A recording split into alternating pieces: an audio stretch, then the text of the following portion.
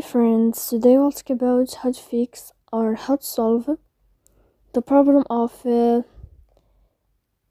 purchases on Discord app. To know how to fix or how to solve the problem of purchases on Discord app, you should just go to settings. Here you can click on apps, default apps, app settings. Then you can click on Discord. After that, you'll enter to first stop and you can click OK. Here we'll enter to the window of storage.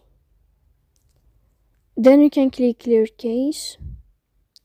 Don't click clear data because that can cause you errors or can delete your account. In the end, you can turn off your Wi-Fi and you can wait a moment to turn on your Wi-Fi again. So please don't forget to support us by like and subscribe. See you next time in another video, and thank you for watching.